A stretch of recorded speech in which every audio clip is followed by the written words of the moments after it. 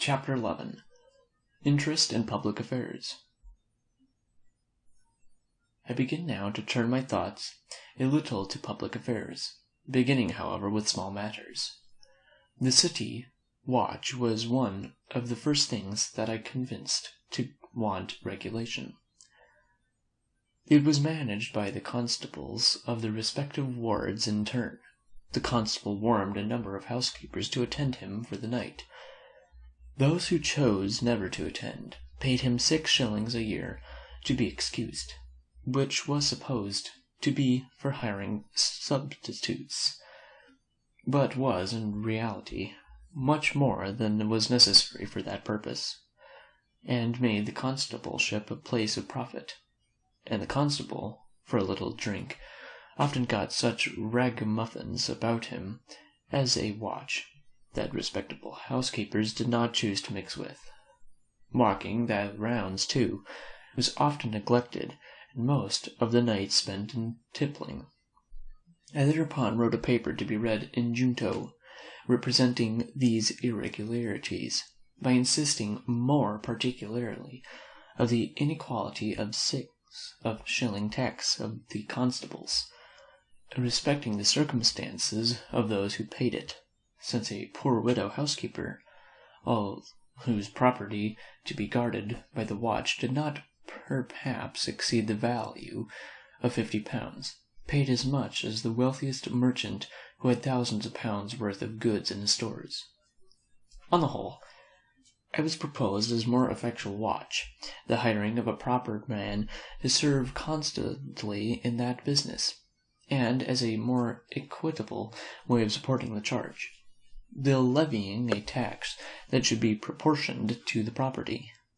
This idea being approved by the Junto was communicated to the other clubs, but as arching in each of them, and though the plan was not immediately carried into execution, yet, by preparing the minds of people for the charge, they paved the way for the law obtained in a few years after, when the members of our clubs were grown into more influence. About this time I wrote a paper, first to be read in Junto, but it was afterward published, on the different accidents and carelessness by which houses were set on fire, with cautions against them, and means proposed of avoiding them. This was most spoken as a useful piece, and gave rise to a project, which soon followed, of forming a company for the more ready extinguishing of fires, and mutual assistance in removing and securing goods when in danger. Associates in this scheme were presently found, amounting to 30. Our articles of agreement obliged every member to keep always in good order, and fit for use, a certain number of leather buckets with strong bags and baskets, for packing and transporting of goods, which were to be brought to every fire, and we agreed to much once in a month, and spend a social evening together, in discoursing and communicating such ideas as occurred to us upon the subjects of fires, as might be useful in our conduct for such occasions. The utility of this institution soon appeared, and many more desiring to be admitted than we thought convenient for one company. They were advised to form another, which was accordingly done, and this went on, one new company being informed after another, till they became so numerous as to include most of the inhabitants, who were men of property. And now, at the time of my writing this, though upward of 50 years since its establishment, that which I first formed, called the Union Fire Company, still subsists and flourishes, though the first members are all descendants by myself and one, who is older by a year than I am. The small fines that have been paid by members for absence at the monthly meetings have been applied to the purchase of fire engines, ladders, fire hooks, and other useful implements for each company, so that I question whether there is a city in the world provided with the means of putting a stop to beginning conflagrations. And in fact, since these institutions, the city has never lost by fire more than 1 or 2 houses at a time, and the flames have often been extinguished before the house in which they began has been half consumed. In 1739 arrived among us from Ireland the Reverend Mr Whitefield, a Footnote, George Whitefield, pronounced Hootfield, 1714 to 1770, a celebrated Englishman, clergyman, and pulpit orator, one of the founders of Methodism, and a footnote, who had made himself remarkable there as an itinerant preacher. He was at first permitted to preach in some of our churches, but the clergy, taking a dislike to him, soon refused him their pulpits, and he was obliged to preach in the fields.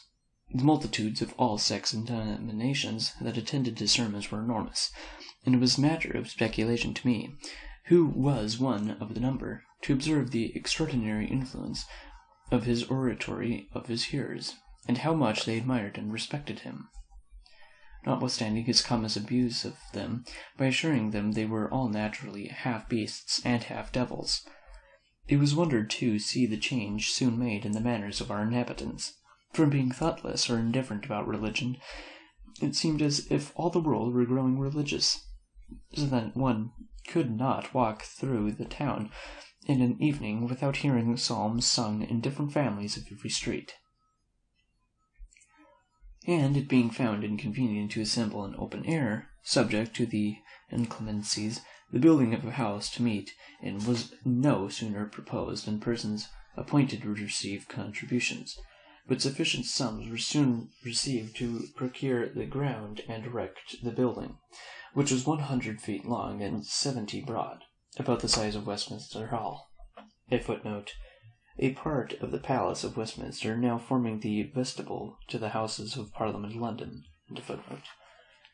And the work was carried on with such spirit as to be finished in a much stronger time than could have been expected. Both house and ground were vested in trustees, expressly for the use of any preacher of any religious persuasion, who might desire to say something to the people at Philadelphia, the design in the building not being to accommodate any particular sect, but the inhabitants in general, so that even if the Mutfi or Constantinople were to send a missionary to preach Mohammedanism to us, he'd find a pulpit at his service.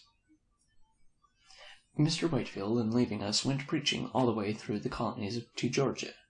The settlement of that province had lately been begun, but instead of being made with hardy, industrious husbandmen, accustomed to labor, the only people fit for such an enterprise, it was the families of broken shopkeepers and other insolvent debtors, many of indolent and idle habits, taken out of the jails, who, being set down in the woods, unqualified for procuring land, and unable to endure the hardships of a new settlement, perished in numbers, leaving many helpless children unprovided for.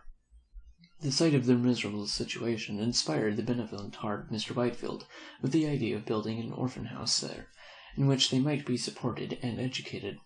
Returning northward, he preached up this charity, and made large collections, for his eloquence had a wonderful power over the hearts and purses of his hearers, of which I myself was an instance. I did not disapprove of the design, but as Georgia, when destitute of materials and workmen, and it was proposed to send them from Philadelphia at a great expense, I thought it would have been better to have built the house here, and brought the children to it. This I advised, but he was resolute in his first project, rejected my counsel, and I therefore refused to contribute. I happened soon after to attend one of his sermons, in the course of which I perceived he intended to finish with a collection, and I silently resolved he should get nothing from me. I had in my pocket a handful of copper money, 3 or 4 silver dollars, and 5 pistoles in gold. As he proceeded, I began to soften, and concluded to give the coppers. Another stroke of his oratory made me ashamed of that, and determined me to give the silver, and he finished so admirably that I emptied my pocket wholly into the collector's dish, gold and all. At this sermon there was also one of our club, who, being of my sentiments respecting the building in Georgia, and suspecting a collection might be intended, had by precaution emptied his pockets before he came from home. Towards the conclusion of the discourse, however, he felt a strong desire to give, and applied to a neighbour who stood near him to borrow some money for the purpose. The application was unfortunately made to perhaps the only man in the company who had the firmness not to be affected by the preacher. His answer was, "At any other time, friend Hopkinson, I would lend to thee freely, but not now, for thee seems to be out of thy senses." Some of Mr. Whitefield's enemies affected to suppose that he would apply these collectors to his own private emolument; but I, who was intimately acquainted with him, being employed in printing his sermons and journals, etc., never had the least suspicion of his integrity, but am to this day decidedly of opinion that he was in all his conduct a perfectly honest man, and methinks my testimony in his favour ought to have the more weight, as we have no religious connection. He used indeed sometimes to pray for my conversion, but never had the satisfaction of believing that his prayers were heard. Ours was a mere civil friendship, sincere on both sides, and lasted to his death. The following instance will show something of the terms on which we stood. Upon one of his arrivals from England at Boston, he wrote to me that he should come soon to Philadelphia, but knew not where he could lodge when there, as he understood his old friend and host, Mr. Benezet, was removed to Garmentown. My answer was, "You know my house. If you can make shift with its scanty accommodations, you will be most heartily welcome." He replied that if I made that kind offer for Christ's sake, I should not miss a reward. And I returned, "Don't let me be mistaken. It was not for Christ's sake, but for your sake." One of our common acquaintance jocosely remarked that, knowing it to be the custom of the saints, when they received any favour, to shift the burden of the obligation from one off their own shoulders and place it in heaven, I had contrived to fix it on earth. The last time I saw Mr. Whitefield was in London, when he consulted me about his orphan house concern, and his purpose of appropriating it to the establishment of a college. He had a loud and clear voice, and articulated his words and sentences so perfectly that he might be heard and understood at a great distance, especially as his auditories, however numerous, observed the most exact silence. He preached one evening from the top of the courthouse steps, which are in the middle of Market Street, and on the west side of Second Street, which crosses it at right angles. Both streets were filled with the hurriers to a considerable distance. Being among the hindmost in Market Street, I had the curiosity to learn how far he could be heard, by retiring backwards down the street towards the river, and I found his voice distinct till I came near Front Street, when some noise in that street obscured it. Imagining them a semicircle, of which my distance should be the radius, and that it were filled with auditors, to each of whom I allowed 2 square feet, I computed that he might well be heard by more than 30,000. This reconciled me to the newspaper accounts of his having preached to 25,000 people in the fields, and to the ancient histories of generals haranguing whole armies, of which I had sometimes doubted. By hearing him often, I came to distinguish easily between sermons newly composed, and those which he had often preached in course of his travels. His delivery of the latter was so improved by frequent repetitions, that every accent, every emphasis, every modulation of voice, was so perfectly well turned and well placed that, without being interested in the subject, one could not help being pleased with the discourse, a pleasure of much the same kind with that received from an excellent piece of music. This is an advantage itinerant preachers have over those who are stationary, as the latter cannot well improve their delivery of a sermon by so many rehearsals. His writing and printing from time to time gave great advantage to his enemies. Unguarded expressions and even erroneous opinions, delivered in preaching, might have been afterwards explained or qualified by supposing others that might have accompanied them, or they might have been denied. But litera scripta manet. Critics attacked his writing violently, and with so much appearance of reason as to diminish the number of his votaries and prevent their increase, so that I am of opinion, if he had never written anything, he would have left behind him a much more numerous and important sect, and his reputation might in that case have been still growing, even after his death, as there being nothing of his writing on which to found a censure, and to give him a lower character. His prelates would be left at liberty to feign for him as great a variety of excellences as their enthusiastic admiration might wish him to have possessed. My business was now continually augmenting, and my circumstances growing daily easier. My newspaper having become very profitable, as being from a time almost the only one in this and the neighbouring provinces. I experienced, too, the truth of observation, that after getting the first £100 it is more easy to get the second, money itself being of a prolific nature. The partnership at Carolina having succeeded, I was encouraged to engage in others, and to promote several of my workmen, who had behaved well, by establishing them with printing houses in different colonies, on the same terms with that in Carolina. Most of them did well, being enabled at the end of our term, 6 years, to purchase the types of me to go on working for themselves, by which means several families were raised. Partnerships often finish in quarrels, but I was happy in this, that mine were all carried on and ended amicably, owning, I think, a good deal to the precaution of having very explicitly settled in our articles everything to be done by or expected from each partner, so that there was nothing to dispute, which precaution I would therefore recommend to all who enter into partnerships.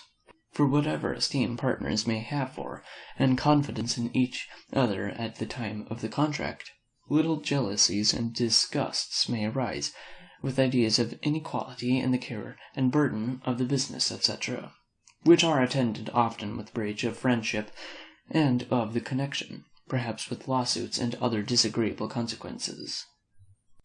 Chapter 12. Defense of the Province.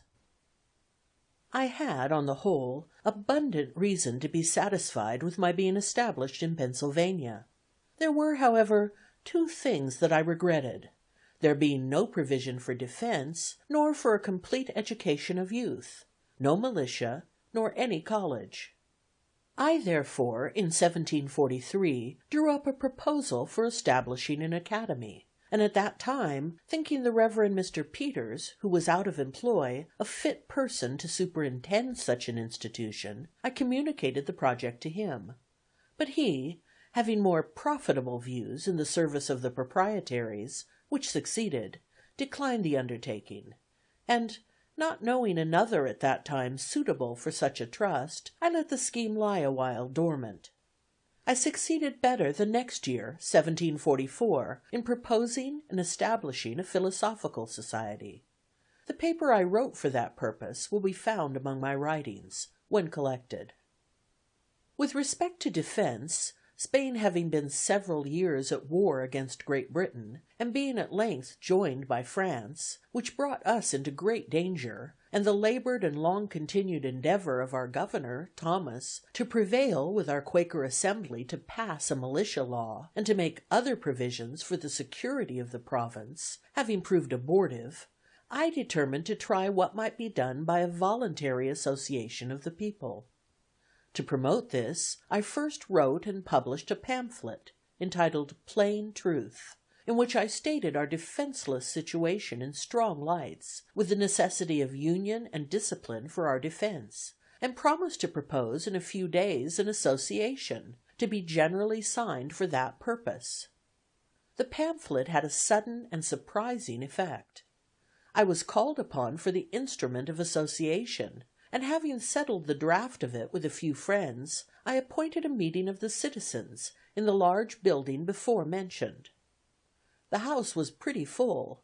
I had prepared a number of printed copies, and provided pens and ink dispersed all over the room. I harangued them a little on the subject, read the paper, and explained it, and then distributed the copies, which were eagerly signed, not the least objection being made. When the company separated and the papers were collected, we found above 1,200 hands, and, other copies being dispersed in the country, the subscribers amounted at length to upward of 10,000. The These all furnished themselves, as soon as they could, with arms, formed themselves into companies and regiments, chose their own officers, and met every week to be instructed in the manual exercise and other parts of military discipline. The women, by subscriptions among themselves, provided silk colors, which they presented to the companies, painted with different devices and mottos, which I supplied. The officers of the companies composing the Philadelphia regiment, being met, chose me for their colonel, but conceiving myself unfit, I declined that station, and recommended Mr. Lawrence, a fine person and man of influence, who was accordingly appointed. I then proposed a lottery, to defray the expense of building a battery below the town, and furnishing it with cannon. It filled expeditiously, and the battery was soon erected, the merlons being framed of logs and filled with earth. We bought some old cannon from Boston, but these not being sufficient, we wrote to England for more, soliciting at the same time our proprietaries for some assistance, though without much expectation of obtaining it. Meanwhile, Colonel Lawrence, William Allen, Abram Taylor, Esquire, and myself were sent to New York by the Associators, commissioned to borrow some cannon of Governor Clinton. He at first refused us peremptorily, but at dinner with his council, where there was great drinking of Madeira wine, as the custom of that place then was, he softened by degrees, and said he would lend us 6. After a few more bumpers he advanced to 10, and at length he very good-naturedly conceded 18. They were fine cannon, 18-pounders, with their carriages, which we soon transported and mounted on our battery, where the Associators kept a nightly guard while the war lasted, and among the rest I regularly took my turn of duty there as a common soldier. My activity in these operations was agreeable to the governor and council. They took me into confidence, and I was consulted by them in every measure wherein their concurrence was thought useful to the association. Calling in the aid of religion, I proposed to them the proclaiming of a fast, to promote reformation, and implore the blessing of heaven on our undertaking. They embraced the motion, but as it was the first fast ever thought of in the province, the secretary had no precedent from which to draw the proclamation. My education in New England, where a fast is proclaimed every year, was here of some advantage. I drew it in the accustomed style. It was translated into German, printed in both languages, and divulged through the province. This gave the clergy of the different sects an opportunity of influencing their congregations to join in the association, and it probably would have been general among all but Quakers if the peace had not soon intervened. It was thought by some of my friends that by my activity in these affairs I should offend that sect, and thereby lose my interest in the assembly of the province, where they formed a great majority. A young gentleman who had likewise some friends in the house, and wished to succeed me as their clerk, acquainted me that it was decided to displace me at the next election, and he, therefore, in good will, advised me to resign, as more consistent with my honor than being turned out. My answer to him was, that I had read or heard of some public man who made it a rule never to ask for an office, and never to refuse one when offered to him. I approve, says I, of his rule, and will practice it, with a small addition. I shall never ask, never refuse, nor ever resign an office. If they will have my office of clerk to dispose of to another, they shall take it from me. I will not, by giving it up, lose my right of some time or other making reprisals on my adversaries. I heard, however, no more of this. I was chosen again unanimously, as usual, at the next election.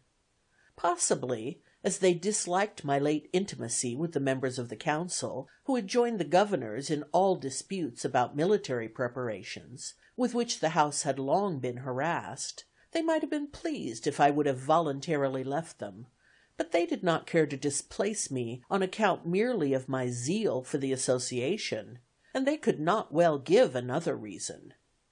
Indeed, I had some cause to believe that the defense of the country was not disagreeable to any of them, provided they were not required to assist in it. and I found that a much greater number of them than I could have imagined, though against offensive war, were clearly for the defensive. Many pamphlets pro and con were published on the subject, and some by good Quakers in favor of defense, which I believe convinced most of their younger people. A transaction in our fire company gave me some insight into their prevailing sentiments. It had been proposed that we should encourage the scheme for building a battery by laying out the present stock, then about £60, in tickets of the lottery. By our rules, no money could be disposed of till the next meeting after the proposal. The company consisted of 30 members, of which 22 were Quakers, and 8 only of other persuasions. We 8 punctually attended the meeting, but though we thought that some of the Quakers would join us, we were by no means sure of a majority. Only one Quaker, Mr. James Morris, appeared to oppose the measure. He expressed much sorrow that it had ever been proposed, as he said friends were all against it, and it would create such discord as might break up the company. We told him that we saw no reason for that. We were the minority, and if friends were against the measure and outvoted us, we must and should, agreeably to the usage of all societies, submit. When the hour for business arrived, it was moved to put the vote. He allowed we might then do it by the rules, but as he could assure us that a number of members intended to be present for the purpose of opposing it, it would be but candid to allow a little time for their appearing. While we were disputing this, a waiter came to tell me 2 gentlemen below desired to speak with me. I went down and found they were 2 of our Quaker members. They told me there were 8 of them assembled at a tavern just by, that they were determined to come and vote with us if there should be occasion, which they hoped would not be the case, and desired we would not call for their assistance if we could do without it, as their voting for such a measure might embroil them with their elders and friends. Being thus secure of a majority, I went up, and after a little seeming hesitation, agreed to a delay of another hour. This Mr. Morris allowed to be extremely fair.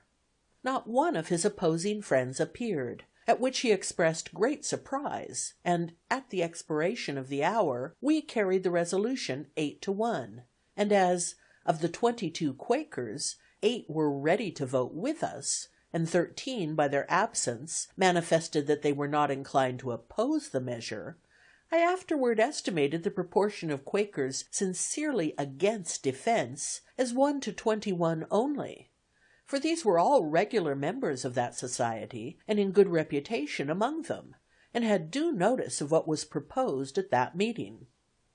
The honorable and learned Mr. Logan, who had always been of that sect, was one who wrote an address to them, declaring his approbation of defensive war, and supporting his opinion by many strong arguments.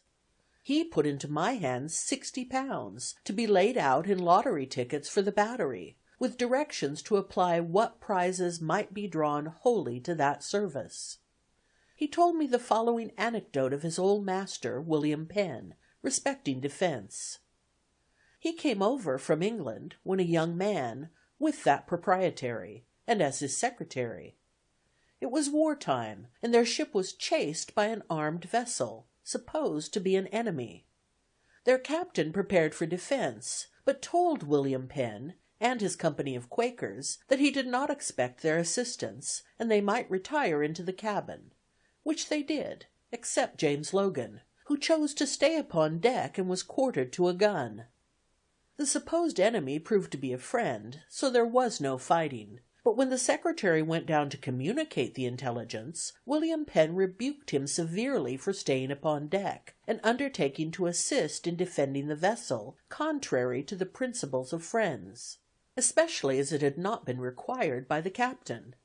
This reproof, being answered before all the company, piqued the secretary, who answered, "I being thy servant, why did thee not order me to come down?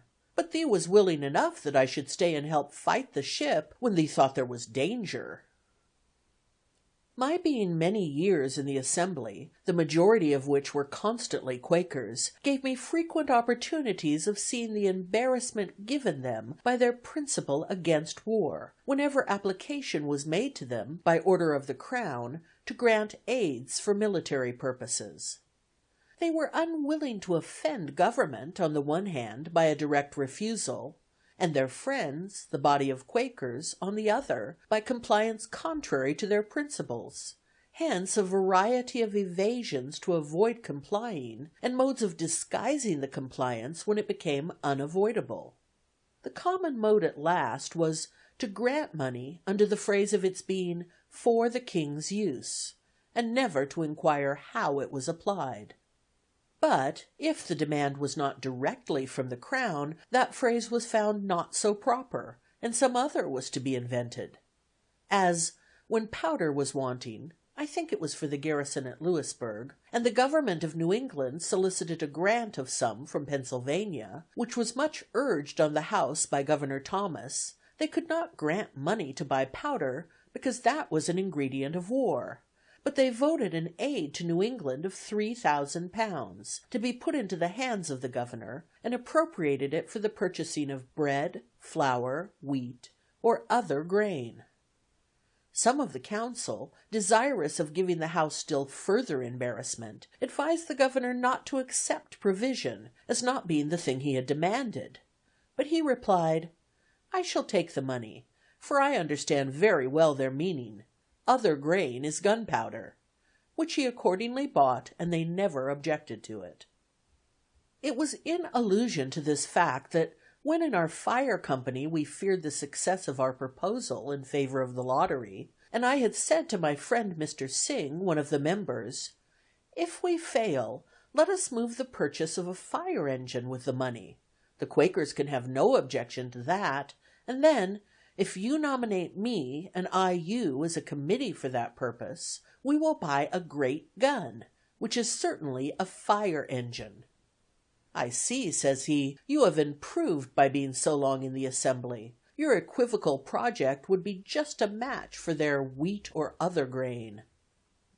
These embarrassments that the Quakers suffered from having established and published it as one of their principles that no kind of war was lawful, and which, being once published, they could not afterwards, however they might change their minds, easily get rid of, reminds me of what I think a more prudent conduct in another sect among us, that of the Dunkers. I was acquainted with one of its founders, Michael Welfare, soon after it appeared. He complained to me that they were grievously calumniated by the zealots of other persuasions, and charged with abominable principles and practices to which they were utter strangers. I told him this had always been the case with new sects, and that to put a stop to such abuse, I imagined it might be well to publish the articles of their belief and the rules of their discipline. He said that it had been proposed among them, but not agreed to, for this reason. "When we were first drawn together as a society," says he, "it had pleased God to enlighten our minds so far as to see that some doctrines, which we once esteemed truths, were errors, and that others, which we had esteemed errors, were real truths. From time to time he has been pleased to afford us farther light, and our principles have been improving and our errors diminishing. Now we are not sure that we have arrived at the end of this progression, and at the perfection of spiritual or theological knowledge, and we fear that, if we should once print our confession of faith, we should feel ourselves as if bound and confined by it, and perhaps be unwilling to receive further improvement, and our successors still more so, as conceiving what we elders and founders had done to be something sacred, never to be departed from." This modesty in a sect is perhaps a singular instance in the history of mankind. Every other sect, supposing itself in possession of all truth, and that those who differ are so far in the wrong, like a man traveling in foggy weather. Those at some distance before him on the road he sees wrapped up in the fog, as well as those behind him, and also the people in the fields on each side. But near him all appears clear, though in truth he is as much in the fog as any of them. To avoid this kind of embarrassment, the Quakers have, of late years, been gradually declining the public service in the Assembly and in the magistracy, choosing rather to quit their power than their principle. In order of time, I should have mentioned before that having in 1742 invented an open stove for the better warming of rooms, and at the same time saving fuel, as the fresh air admitted was warmed in entering, I made a present of the model to Mr. Robert Grace, one of my early friends, who, having an iron furnace, found the casting of the plates for these stoves a profitable thing, as they were growing in demand. To promote that demand, I wrote and published a pamphlet entitled An Account of the New Invented Pennsylvania Fireplaces, wherein their construction and manner of operation is particularly explained, their advantages above every other method of warming rooms demonstrated, and all objections that have been raised against the use of them answered and obviated, etc. This pamphlet had a good effect. Governor Thomas was so pleased with the construction of this stove, as described in it, that he offered to give me a patent for the sole vending of them for a term of years. But I declined it, from a principle which has ever weighed with me on such occasions, viz., that, as we enjoy great advantages from the inventions of others, we should be glad of an opportunity to serve others by any invention of ours, and this we should do freely and generously. An ironmonger in London, however, assuming a good deal of my pamphlet, and working it up into his own, and making some small changes in the machine, which rather hurt its operation, got a patent for it there, and made, as I was told, a little fortune by it. And this is not the only instance of patents taken out for my inventions by others, though not always with the same success, which I never contested, as having no desire of profiting by patents myself, and hating disputes. The use of these fireplaces in very many houses, both of this and the neighboring colonies, has been, and is, a great saving of wood to the inhabitants. Chapter 13. Public Service and Duties, 1749 to 1753. Peace being concluded, and the association business therefore at an end, I turned my thoughts again to the affair of establishing an academy. The first step I took was to associate in the design a number of active friends, of whom the junto furnished a good part. The next was to write and publish a pamphlet, entitled Proposals Relating to the Education of Youth in Pennsylvania.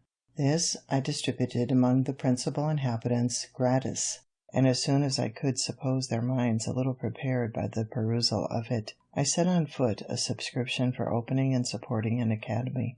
It was to be paid in quotas yearly for 5 years. By so dividing it, I judged the subscription might be larger, and I believe it was so, amounting to no less, if I remember right, than £5,000.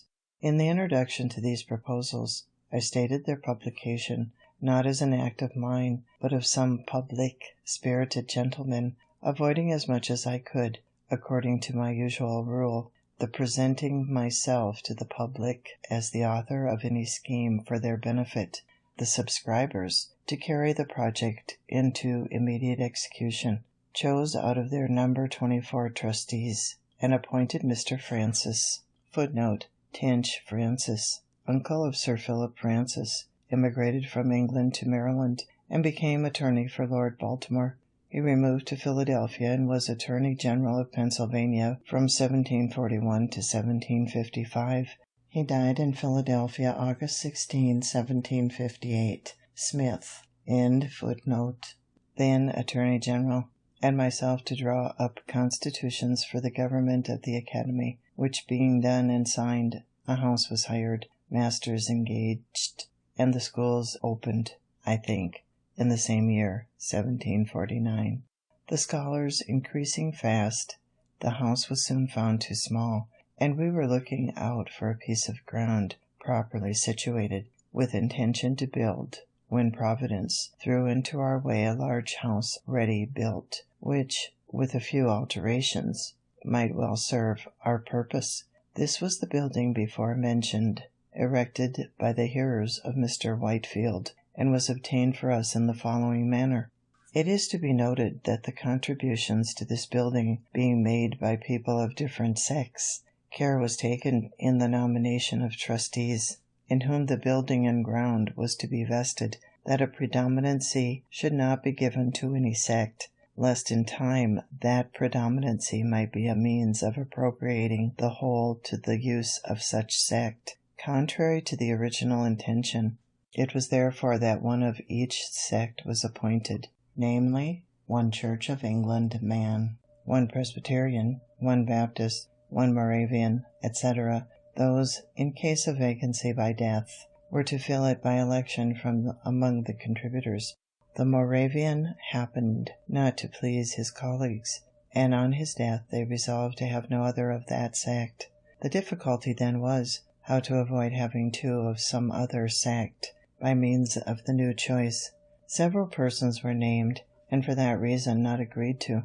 At length one mentioned me, with the observation that I was merely an honest man, and of no sect at all, which prevailed with them to choose me. The enthusiasm which existed when the house was built had long since abated, and its trustees had not been able to procure fresh contributions for paying the ground rent and discharging some other debts the building had occasioned, which embarrassed them greatly.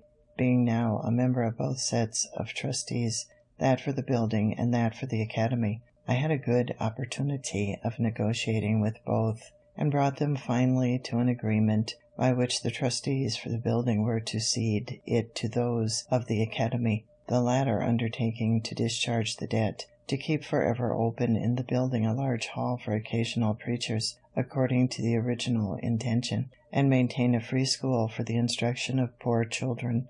Writings were accordingly drawn, and on paying the debts the trustees of the academy were put in possession of the premises, and by dividing the great and lofty hall into stories, and different rooms above and below for the several schools, and purchasing some additional ground, the whole was soon made fit for our purpose, and the scholars removed into the building. The care and trouble of agreeing with the workmen, purchasing materials, and superintending the work fell upon me, and I went through it more cheerfully, as it did not then interfere with my private business, having the year before taken a very able, industrious, and honest partner, Mr. David Hall, with whose character I was well acquainted, as he had worked for me 4 years. He took off my hands all care of the printing office, paying me punctually my share of the profits. The partnership continued 18 years, successfully for us both. The trustees of the academy, after a while, were incorporated by a charter from the governor. Their funds were increased by contributions in Britain and grants of land from the proprietaries, to which the Assembly has since made considerable addition, and thus was established the present University of Philadelphia, Footnote, later called the University of Pennsylvania, end footnote. I have been continued one of its trustees from the beginning, now nearly 40 years, and have had the very great pleasure of seeing a number of the youth who have received their education in it, distinguished by their improved abilities, serviceable in public stations, and ornaments to their country. When I disengaged myself, as above mentioned, from private business, I flattered myself that, by the sufficient though moderate fortune I had acquired, I had secured leisure during the rest of my life for philosophical studies and amusements. I purchased all Dr. Spence's apparatus, who had come from England to lecture here, and I proceeded in my electrical experiments with great alacrity. But the public, now considering me as a man of leisure, laid hold of me for their purposes, every part of our civil government, and almost at the same time imposing some duty upon me. The governor put me into the commission of the peace. The corporation of the city chose me of the common council, and soon after an alderman, and the citizens of large chose me a burgess to represent them in assembly. This latter station was the more agreeable to me, as I was at length tired with sitting there to hear debates, in which, as clerk, I could take no part, and which were often so unentertaining that I was induced to amuse myself with making magic squares or circles, or anything to avoid weariness, and I conceived my becoming a member would enlarge my power of doing good. I would not, however, insinuate that my ambition was not flattered by all these promotions. It certainly was, for, considering my low beginning, they were great things to me, and they were still more pleasing, as being so many spontaneous testimonies of the public good opinion, and by me entirely unsolicited. The office of Justice of the Peace I tried a little, by attending a few courts, and sitting on the bench to hear causes, but finding that more knowledge of the common law than I possessed was necessary to act in that station with credit, I gradually withdrew from it, excusing myself by being obliged to attend the higher duties of a legislator in the Assembly.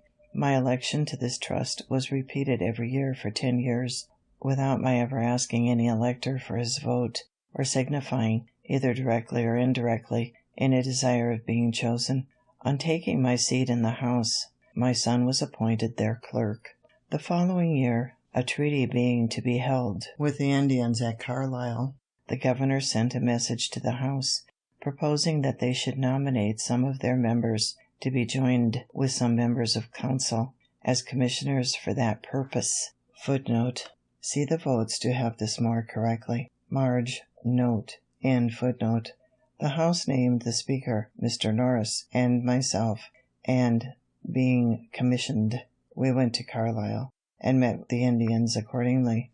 As those people are extremely apt to get drunk, and, when so, are very quarrelsome and disorderly, we strictly forbade the selling any liquor to them, and when they complained of this restriction, we told them that if they would continue sober during the treaty, we would give them plenty of rum when business was over. They promised this, and they kept their promise, because they could get no liquor, and the treaty was conducted very orderly, and concluded to mutual satisfaction. They then claimed and received the rum. This was in the afternoon. They were near 100 men, women, and children, and were lodged in temporary cabins, built in the form of a square, just without the town. In the evening, hearing a great noise among them, the commissioners walked out to see what was the matter. We found they had made a great bonfire in the middle of the square. They were all drunk, men and women, quarreling and fighting, their dark-colored bodies, half naked, seen only by the gloomy light of the bonfire, running after and beating one another with firebrands, accompanied by their horrid yellings, formed a scene the most resembling our ideas of hell that could well be imagined. There was no appeasing the tumult, and we retired to our lodging. At midnight a number of them came thundering at our door, demanding more rum, of which we took no notice. The next day, sensible they had misbehaved in giving us that disturbance, they sent 3 of their old councillors to make their apology. The orator acknowledged the fault, but laid it upon the rum, and then endeavored to excuse the rum by saying, "The Great Spirit, who made all things, made everything for some use, and whatever use he designed anything for, that use it should always be put to. Now, when he made rum, he said, 'Let this be for the Indians to get drunk with,' and it must be so. And, indeed, if it be the design of Providence to extirpate these savages in order to make room for cultivators of the earth, it seems not improbable that rum may be the appointed means. It has already annihilated all the tribes who formerly inhabited the sea coast." In 1751, Dr. Thomas Bond, a particular friend of mine, conceived the idea of establishing a hospital in Philadelphia, a very beneficent design, which has been ascribed to me, but was originally his, for the reception and cure of poor sick persons, whether inhabitants of the province or strangers. He was zealous and active in endeavoring to procure subscriptions for it, but the proposal being a novelty in America, and at first not well understood, he met but with small success. At length he came to me with the compliment that he found there was no such thing as carrying a public-spirited project through without my being concerned in it. For, says he, I am often asked by those to whom I propose subscribing, have you consulted Franklin upon this business? And what does he think of it? And when I tell them that I have not, supposing it rather out of your line, they do not subscribe, but say they will consider of it. I inquired into the nature and probable utility of his scheme, and receiving from him a very satisfactory explanation, I not only subscribed to it, but engaged heartily in the design of procuring subscriptions from others. Previously, however, to the solicitation, I endeavored to prepare the minds of the people by writing on the subject in the newspapers, which was my usual custom in such cases, but which he had omitted. The subscriptions afterwards were more free and generous, but, beginning to flag, I saw they would be insufficient without some assistance from the Assembly, and therefore proposed to petition for it, which was done. The country members did not at first relish the project. They objected that it could only be serviceable to the city, and therefore the citizens alone should be at the expense of it, and they doubted whether the citizens themselves generally approved of it. My allegation, on the contrary, that it met with such approbation as to leave no doubt of our being able to raise £2,000 by voluntary donations, they considered as a most extravagant supposition, and utterly impossible. On this I formed my plan, and, asking leave to bring in a bill for incorporating the contributors according to the prayer of their petition, and granting them a blank sum of money, which leave was obtained chiefly on the consideration that the House could throw the bill out if they did not like it, I drew it so as to make the important clause a conditional one, namely, and be it enacted by the authority aforesaid, that when the said contributors shall have met and chosen their managers and treasurer, and shall have raised by their contributions a capital stock of value, the yearly interest of which is to be applied to the accommodating of the sick poor in the said hospital, free of charge for diet, attendance, advice, and medicines, and shall make the same appear to the satisfaction of the Speaker of the Assembly for the time being. And then it shall and may be lawful for the said Speaker, and he is hereby required, to sign an order on the provincial treasurer for the payment of £2,000 in 2 yearly payments to the treasurer of the said hospital, to be applied to the founding, building, and finishing of the same. This condition carried the bill through, for the members who had opposed the grant, and now conceived they might have the credit of being charitable without the expense, agreed to its passage, and then, in soliciting subscriptions among the people, we urged the conditional promise of the law as an additional motive to give, since every man's donation would be doubled. Thus the clause worked both ways. The subscriptions accordingly soon exceeded the requisite sum, and we claimed and received the public gift, which enabled us to carry the design into execution. A convenient and handsome building was soon erected.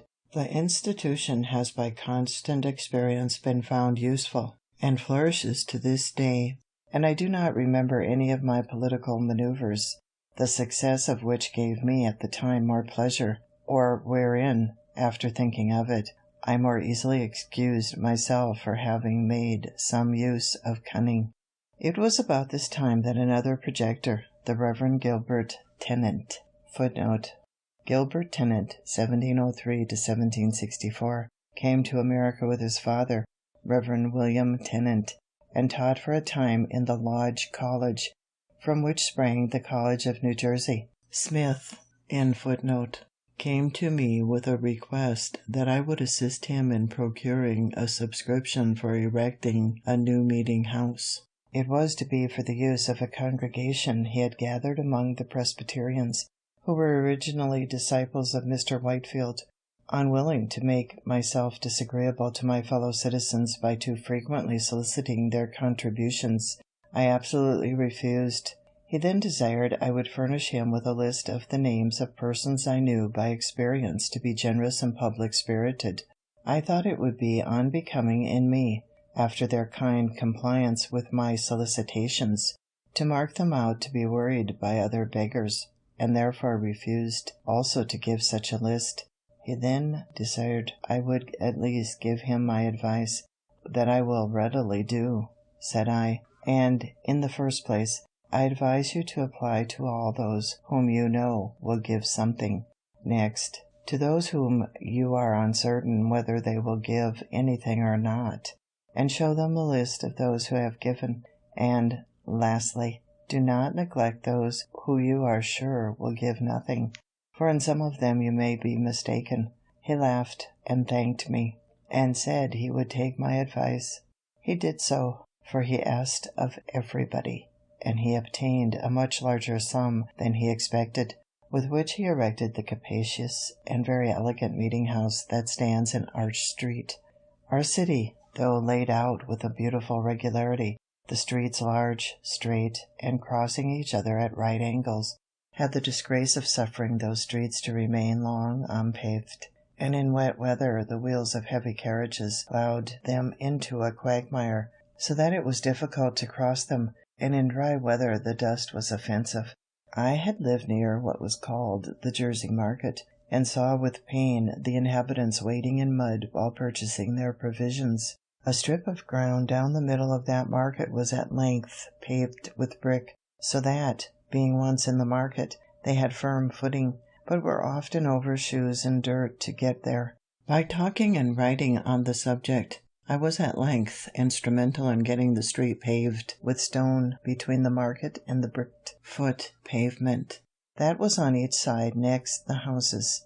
This, for some time, gave an easy access to the market dry shod, but the rest of the street not being paved, whenever a carriage came out of the mud upon this pavement, it shook off and left its dirt upon it, and it was soon covered with mire, which was not removed. The city is yet having no scavengers. After some inquiry, I found a poor, industrious man who was willing to undertake keeping the pavement clean by sweeping it twice a week, carrying off the dirt from before all the neighbors' doors, for the sum of 6 pence per month, to be paid by each house.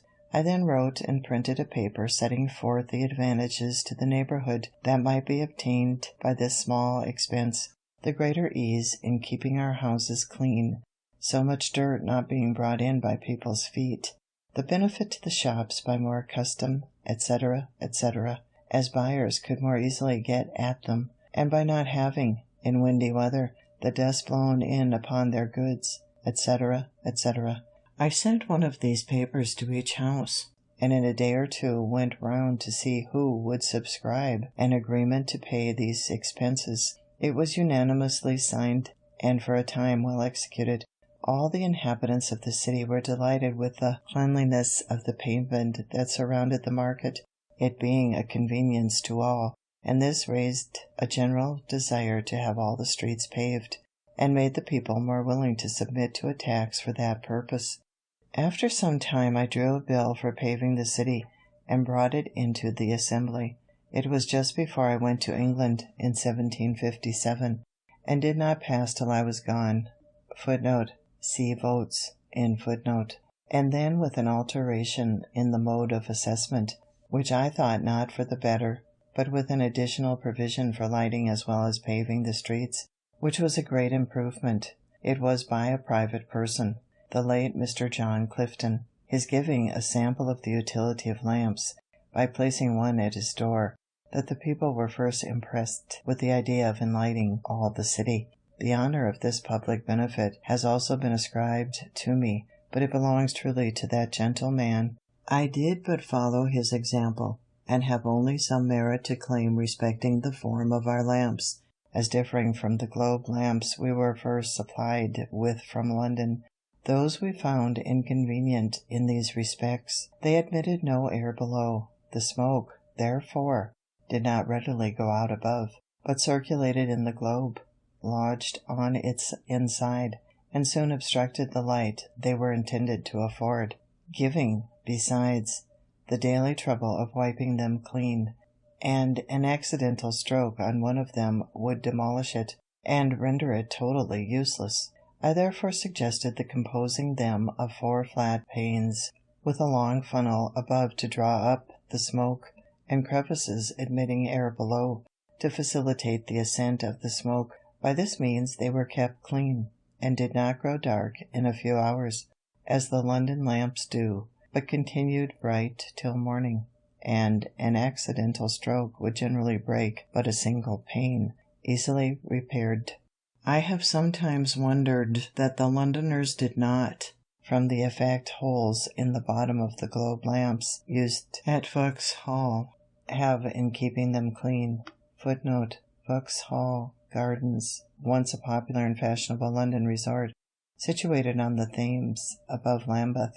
The gardens were closed in 1859, but they will always be remembered because of Sir Roger de Coverley's visit to them in the Spectator, and from the description in Smollett's Humphrey Clinker and Thackeray's Vanity Fair. In Footnote: learned to have such holes in their street lamps, but these holes being made for another purpose, namely, to communicate flame more suddenly to the wick by a little flax hanging down through them. The other use, of letting in air, seems not to have been thought of, and therefore, after the lamps have been lit a few hours, the streets of London are very poorly illuminated. The mention of these improvements puts me in mind of one proposed, when in London, to Dr. Fothergill, who was among the best men I have known, and a great promoter of useful projects. I had observed that the streets, when dry, were never swept, and the light dust carried away, but it was suffered to accumulate till wet weather reduced it to mud, and then, after lying some days so deep on the pavement that there was no crossing it but in paths kept clean by poor people with brooms, it was great labour raked together and thrown up into carts open above, the sides of which suffered some of the slush at every jolt on the pavement to shake out and fall, sometimes to the annoyance of foot passengers. The reason given for not sweeping the dusty streets was that the dust would fly into the windows of shops and houses. An accidental occurrence had instructed me how much sweeping might be done in a little time. I found at my door in Craven Street, Footnote: a short street near Charing Cross, London, end footnote, one morning, a poor woman sweeping my pavement with a birch broom. She appeared very pale and feeble, as just come out of a fit of sickness. I asked who employed her to sweep there. She said, "Nobody, but I am very poor and in distress, and I sweeps before gentle folks's doors, and hopes they will give me something." I bid her sweep the whole street clean, and I would give her a shilling. This was at 9 o'clock.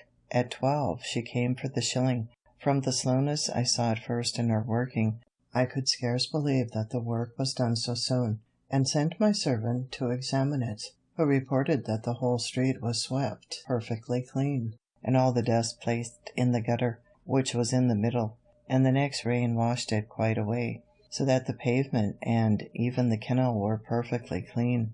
I then judged that, if that feeble woman could sweep such a street in 3 hours, a strong, active man might have done in half the time. And here let me remark the convenience of having but one gutter in such a narrow street, running down its middle, instead of 2, one on each side, near the footway. For where all the rain that falls on a street runs from the sides and meets in the middle, it forms there a current strong enough to wash away all the mud it meets with. But when divided into 2 channels, it is often too weak to cleanse either, and only makes the mud it finds more fluid, so that the wheels of carriages and feet of horses throw and dash it upon the foot pavement, which is thereby rendered foul and slippery, and sometimes splash it upon those who are walking. My proposal, communicated to the good doctor, was as follows: for the more effectual cleaning and keeping clean the streets of London and Westminster, it is proposed that the several watchmen be contracted with to have the dust swept up in dry seasons, and the mud raked up at other times, each in the several streets and lanes of his round. that they be furnished with brooms and other proper instruments for these purposes, to be kept at their respective stands, ready to furnish the poor people they may employ in the service, that in the dry summer months the dust be all swept up into heaps of proper distances, before the shops and windows of houses are usually opened, when the scavengers, with close-covered carts, shall also carry it all away, that the mud, when raked up, be not left in heaps to be spread abroad again by the wheels of carriages and trampling of horses, but that the scavengers be provided with bodies of carts, not placed high upon wheels, but low upon sliders, with lattice bottoms, which, being covered with straw, will retain the mud thrown into them, and permit the water to drain from it, whereby it will become much lighter, water making the greatest part of its weight. These bodies of carts to be placed at convenient distances, and the mud brought to them in wheelbarrows, they remaining where placed till the mud is drained, and then horses brought to draw them away. I have since had doubts of the practicality of the latter part of this proposal, on account of the narrowness of some streets, and the difficulty of placing the draining sleds so as not to encumber too much the passage. But I am still of opinion that the former, requiring the dust to be swept up and carried away before the shops are open, is very practicable in the summer, when the days are long, for, in walking through the Strand and Fleet Street one morning at 7 o'clock, I observed there was not one shop open, though it had been daylight and the sun up above 3 hours. The inhabitants of London, choosing voluntarily to live much by candlelight, and sleep by sunshine, and yet often complain, a little absurdly, of the duty on candles, and the high price of tallow. Some may think these trifling matters not worth minding or relating, but when they consider that though dust blown into the eyes of a single person, or into a single shop on a windy day, is but of small importance, yet the great number of the instances in a populous city, and its frequent repetition give it weight and consequence. Perhaps they will not censure very severely those who bestow some attention to affairs of this seemingly low nature. Human felicity is produced not so much by great pieces of good fortune that seldom happen, as by little advantages that occur every day. Thus, if you teach a poor young man to shave himself, and keep his razor in order, you may contribute more to the happiness of his life than in giving him 1,000 guineas. The money may be soon spent, the regret only remaining of having foolishly consumed it. But in the other case, he escapes the frequent vexation of waiting for barbers, and of their sometimes dirty fingers, offensive breaths, and dull razors. He shaves when most convenient to him, and enjoys daily the pleasure of its being done with a good instrument. With these sentiments I have hazarded the few preceding pages, hoping they may afford hints which some time or other may be useful to a city I love, having lived many years in it very happily, and perhaps to some of our towns in America, having been for some time employed by the Postmaster General of America as his comptroller in regulating several offices, and bringing the officers to account. I was, upon his death in 1753, appointed jointly with Mr. William Hunter to succeed him, by a commission from the Postmaster General in England. The American office never had hitherto paid anything to that of Britain. We were to have £600 a year between us, if we could make that sum out of the profits of the office. To do this, a variety of improvements were necessary. Some of these were inevitably at first expensive, so that in the first 4 years the office became above £900 in debt to us, but it soon after began to repay us, and before I was displaced by a freak of the ministers, of which I shall speak hereafter, we had brought it to yield 3 times as much clear revenue to the Crown as the Post Office of Ireland. Since that imprudent transaction, they have received from it not 1 farthing. The business of the Post Office occasioned my taking a journey this year to New England, where the College of Cambridge, of their own motion, presented me with the degree of Master of Arts. Yale College, in Connecticut, had before made me a similar compliment. Thus, without studying in any college, I came to partake of their honors. They were conferred in consideration of my improvements and discoveries in the electric branch of natural philosophy. Chapter 14. Albany Plan of Union. In 1754, war with France being again apprehended, a Congress of Commissioners from the different colonies was, by an order of the Lords of Trade, to be assembled at Albany, there to confer with the chiefs of the 6 nations concerning the means of defending both their country and ours. Governor Hamilton, having received this order, acquainted the House with it, requesting they would furnish proper presents for the Indians to be given on this occasion, and naming the Speaker, Mr. Norris, and myself, to join Mr. Thomas Penn and Mr. Secretary Peters as commissioners to act for Pennsylvania. The House approved the nomination and provided the goods for the present, and though they did not much like treating out of the provinces, and we met the other commissioners at Albany about the middle of June. In our way thither, I projected and drew a plan for the union of all the colonies under one government, so far as might be necessary for defense and other important general purposes. As we passed through New York, I had there shown my project to Mr. James Alexander and Mr. Kennedy, 2 gentlemen of great knowledge in public affairs, and, being fortified by their approbation, I ventured to lay it before the Congress. It then appeared that several of the commissioners had formed plans of the same kind. A previous question was first taken, whether a union should be established, which passed in the affirmative unanimously. A committee was then appointed, 1 member from each colony, to consider the several plans and report. Mine happened to be preferred, and, with a few amendments, was accordingly reported. By this plan, the general government was to be administered by a President General, appointed and supported by the Crown, and a Grand Council was to be chosen by the representatives of the people of the several colonies met in their respective assemblies. The debates upon it in Congress went on daily, hand in hand with the Indian business. Many objections and difficulties were started, but at length they were all overcome, and the plan was unanimously agreed to, and copies ordered to be transmitted to the Board of Trade and to the assemblies of the several provinces. Its fate was singular. The assemblies did not adopt it, as they all thought there was too much prerogative in it, and in England it was judged to have too much of the democratic. The Board of Trade therefore did not approve of it, nor recommended it for the approbation of His Majesty.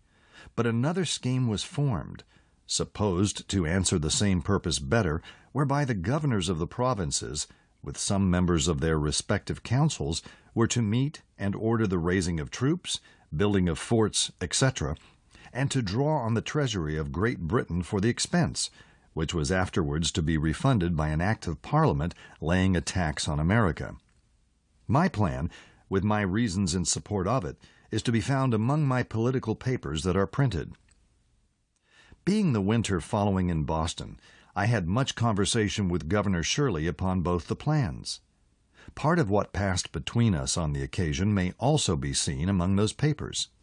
The different and contrary reasons of dislike to my plan makes me suspect that it was really the true medium, and I am still of opinion it would have been happy for both sides of the water if it had been adopted. The colonies, so united, would have been sufficiently strong to have defended themselves. There would then have been no need of troops from England. Of course, the subsequent pretense for taxing America and the bloody contest it occasioned would have been avoided. But such mistakes are not new. History is full of the errors of states and princes. Look round the habitable world. How few know their own good, or knowing it pursue.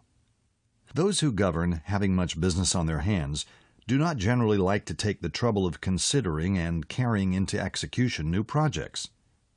The best public measures are therefore seldom adopted from previous wisdom, but forced by the occasion. The governor of Pennsylvania, in sending it down to the Assembly, expressed his approbation of the plan, as appearing to him to be drawn up with great clearness and strength of judgment, and therefore recommended it as well worthy of their closest and most serious attention. The House, however, by the management of a certain member, took it up when I happened to be absent, which I thought not very fair, and reprobated it without paying any attention to it at all, to my no small mortification. Chapter 15. Quarrels with the Proprietary Governors. In my journey to Boston this year, I met at New York with our new governor, Mr. Morse, just arrived there from England, with whom I had been before intimately acquainted. He brought a commission to supersede Mr. Hamilton, who, tired with the disputes his proprietary instructions subjected him to, had resigned. Mr. Morris asked me if I thought he must expect as uncomfortable an administration. I said no, you may, on the contrary, have a very comfortable one, if you will only take care not to enter into any dispute with the Assembly. My dear friend, says he pleasantly, how could you advise my avoiding disputes? You know I would love disputing. It is one of my greatest pleasures. However, to show the regard I have for your counsel, I promise you I will, if possible, avoid them. He had some reason for loving to dispute, being eloquent, an acute sophister, and therefore generally successful in argumentative conversation.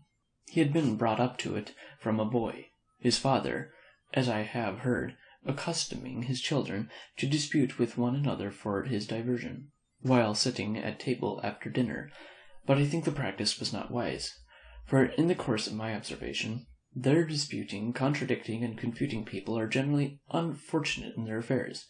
They get victory sometimes, but they never get goodwill, which will be of more use to them. We parted, he going to Philadelphia and I to Boston. And returning, I met at New York with the votes of the Assembly, by which it appeared that, notwithstanding his promise to me, he and the House were already in high connection, and it was a continual battle between them as long as he retained the government. I had my share of it, for as soon as I got back to my seat in the Assembly, I was put on every committee for answering his speeches and messages, and by the committees always desired to make the drafts. Our answers, as well as his messages, were often tart, and sometimes indecently abusive, and as I knew I wrote for the Assembly, one might have imagined that, when we met, we could hardly avoid cutting throats. But he was so good-natured a man that no personal difference between him and me was occasioned by the contest, and we often dined together. One afternoon, in the height of his public quarrel, we met in the street. "Franklin," says he, "you must go home and me spend the evening. I am to have some company that you will like." And, taking me by the arm, he had led me to his house. In gay conversation over the wine, after supper, he told us, jokingly, that he much admired the idea of Sancho Panza, a footnote, the round, selfish, and self-important squire of Don Quixote in Cervantes' romance of that name, end of footnote, who, when it was proposed to give him a government, requested it might be a government of blacks, as then, if he could not agree with his people, he might sell them. One of his friends, who sat next to me, says, "Franklin, why do you continue to side with these damned Quakers? Had you not better sell them? The proprietor would give you a good price." "The governor," says I, "has not yet blacked them enough." He, indeed, had laboured hard to blacken the Assembly in all his messages, but they wiped off his colouring as fast as he laid it on, and placed it in return thick upon his own face, so that, finding he was likely to be negrofied himself, he, as well as Mr. Hamilton, grew tired of the contest, and quitted the government. These public quarrels, a footnote, my acts in Morse's time, military, etc., mark note, end of footnote, were all at bottom owing to proprietaries, our hereditary governors, who, when an expense was to be incurred for the defence of their province, with incredible meanness, instructed their deputies to pass no act for levying the necessary taxes, unless their vast estates were in the same act expressly excused, and they had even taken bonds of these deputies to observe such instructions. The assemblies for 3 years held out against this injustice, though constrained to bend at last. At length Captain Denny, who was Governor Morse's successor, ventured to disobey those instructions, How that was brought about I shall show hereafter. But I am got forward too fast with my story. There are still some transactions to be mentioned that happened during the administration of Governor Morris. War being in a manner commenced with France, the government of Massachusetts Bay projected an attack upon Crown Point, a footnote on Lake Champlain, 90 miles north of Albany. It was captured by the French in 1731, attacked by the English in 1755 and 1756, and abandoned by the French in 1759. It was finally captured from the English by the Americans in 1775. End of footnote. And sent Mr. Quincy to Pennsylvania, and Mr. Pownall, afterward Governor Pownall, to New York to solicit assistance. As I was in the Assembly, knew its temper, and was Mr. Quincy's countryman, he applied to me for my influence and assistance. I dictated his addresses to them, which was well received. They voted an aid of £10,000 to be laid out in provisions, but the governor refusing his assent to their bill, which included this with other sums granted for the use of the crown, unless a clause were inserted exempting the proprietary estate from bearing any part of the tax that would be necessary. The Assembly, though very desirous of making their grant to New England effectual, were at a loss how to accomplish it. Mr. Quincy labored hard with the governor to obtain his assent, but he was obstinate. Then I suggested a method of doing the business without the governor, by orders on the trustees of the loan office, which by law the Assembly had the right of drawing. There was indeed little or no money at that time in the office, and therefore I proposed that the orders should be payable in a year, and to bear an interest of 5%.